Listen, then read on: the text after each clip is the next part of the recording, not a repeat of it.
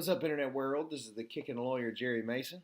So today I'm going to talk about something a little different. We're going to talk about the Mayweather-McGregor fight because there is a kicking part to my lawyer thing. So this for me was a big event, and for a lot of martial artists and mixed martial artists, and then of course the boxing community too. It was a big fight. If you're not familiar with it, today's Monday, so this happened Saturday, just a couple days ago. I had a big event at my martial arts school.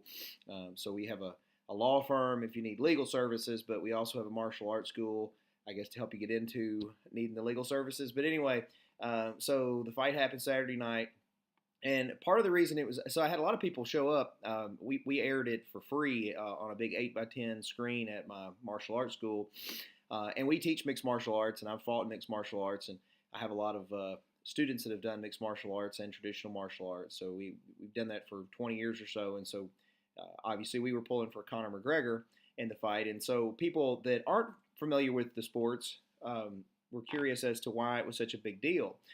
Because this guy, Conor McGregor's, 0-0 as a professional boxer. This was his debut. And then you got Floyd Mayweather Jr., who is arguably the best defensive boxer in history at 49-0. He's got good teeth. He rarely gets hit because of that, or that's why. So it was kind of a big deal that he was going to come out of retirement and fight a relatively unknown in the boxing community.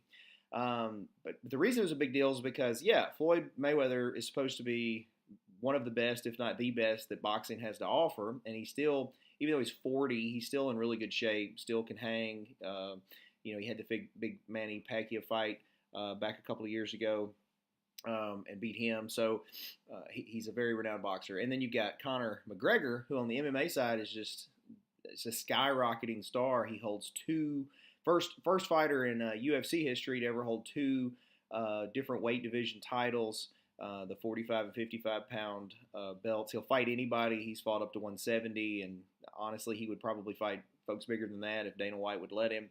So it's kind of a big deal that these guys were going to meet up. And it started on social media. There was a lot of hype from fans and stuff, and I think that the two of them, even though they played it up, I think they saw that there was a potential huge payday. And that's the other reason it was a big fight is right now it looks like the numbers are coming in that it was the largest purse and like overall financial revenue stream of any fight. Some crazy number of pay-per-view views. The pay-per-view was $100 for one person to purchase. Each fighter made significant money. I think Floyd Mayweather is going to clear about $350 million. Conor McGregor's clearing at least 100, probably more than that. And I don't even know if that counts their sponsorship money. So it was a huge fight for both fighters. So that's kind of why it was such a big fight. It's a big deal. In the boxing community and the MMA community, there's always been a debate over, boxers are the real fighters. MMA guys are just the guys that can't hack it in boxing. And so for the first time, we've had two true champions near or in their prime facing each other. And so I was really shocked at the boxing community's response to Conor McGregor taking the fight. There was a lot of guys that are supposedly experts, at least in the media, said that Conor McGregor wouldn't even land a shot. And I guess I feel like a lot of that's ignorance. And it kind of goes back to like even in the 90s when I myself was a striker, was a kickboxer, and you had the UFC come up and this guy named Royce Gracie was like doing these crazy takedowns and weird chokes and moves on people that nobody at the time really had seen. And I can remember even then, like, he needs to stand up and fight like a man. He's not a real fighter, all this kind of stuff. And it was really ignorance on my part and really the traditional martial arts community at the time, because we looked at it as, we didn't understand it. We didn't understand what jiu-jitsu was. We didn't see how applicable it was in a real fight. And now you move forward 20 or so years later, and pretty much every legitimate combat martial artist, if they do any kind of mixed martial arts, you almost have to know jiu-jitsu. You have to have some wrestling base. And you have to have some boxing base, or you're getting traditional Western boxing or Muay Thai or whatever. So I was really shocked that these experts just wrote Conor McGregor off, that he wasn't going to have a shot. I mean, it's clear he's going to have a shot. Not only does he have knockout power, especially in his left hand, he's a southpaw, he's younger. He's just got a lot of factors going for him that can help him at least survive. So in the mixed martial arts community, and even if he just survived the fight or a few rounds, arguably with their best fighter, to me that's a victory. It shows that these guys can hang at the high level. And, that's kind of what I think the big takeaway is for anybody that follows fighting any of the combat sports is, okay, I have a lot of respect for boxers. If even with the years that I've done this, if I just box somebody, they're gonna somebody who's a traditional boxer and is trained in boxing, they're gonna beat me. But the difference is I can hang at least. Like with almost any boxer, I can at least hang because I kind of understand their game, at least for a little bit.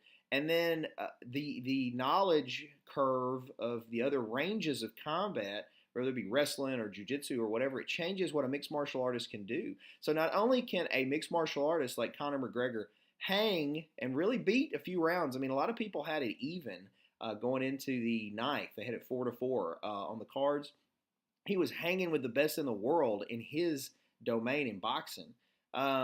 He went 10 rounds with the greatest. And, the TKO, if you didn't see it, it's kind of questionable. As an MMA guy, it's hard.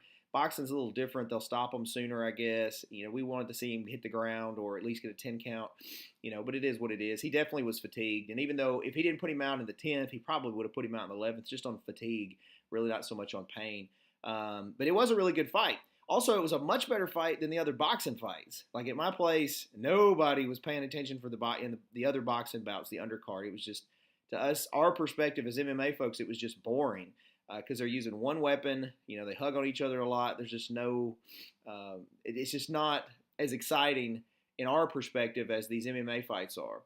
So I really think that besides the takeaway that Conor McGregor is on the same par as these top level boxers and can hang with them. But you have to remember, if it was an MMA fight, he would destroy them. Like, I don't even know that they would last 30 seconds with any of the top level boxers. And they know that. And it just shows that, it is what it is. If you like boxing, that's great. And like I said, I enjoy watching boxing from time to time. But there's just no comparison. If you want to say you're a fighter, you can't have limitations. And even MMA to some degree has limitations. But I think at this point, legally, it's clearly the closest to real fighting that you can get. And then the last thing I'll tell you guys on this is if you didn't watch the post-fight press conference, a lot of people, once the fight's over, it dies down, they're done. Well, I stayed up till like 3 a.m. and I watched the post-fight press conference. And if you did not watch Conor McGregor come staggering in with his McGregor Irish whiskey and his custom-made suit and give his little spiel that he just droned on about. It looked like he'd already finished, a fifth or so of that whiskey. It's worth I'm sure it's on YouTube. It's worth a look up, because you can tell he was pleased with his performance. And I think at that point, he didn't really care anyway. And he's walking to the bank with some heavy sacks. And so hats off to Conor McGregor and hats off to Floyd Mayweather. I mean, I know he probably needed the money, but he's the one that put his 49-0 record up, and now he is retiring as with 50-0. He beat Rocky Marciano's record. He has the best boxing record, undefeated boxing record now in history. So it was a really good fight, very historic fight. I enjoyed it. Enjoyed the spectacle of all of it. I was sucked into the whole thing. I thought it was great. So anyway, if you need martial arts lessons, I'm going to put that number below now because I don't normally do that. And then if you need legal services, you can always call us at Huff and Butler Mason. We're glad to help you with that. I'm going to do another video soon on some of the legal stuff, but I just thought I'd do a little back and forth in case any martial arts people want to follow, or if anybody cares about my perspective on any of the martial arts stuff. So we'd be glad to help you. So thank you, and I'll see you next time.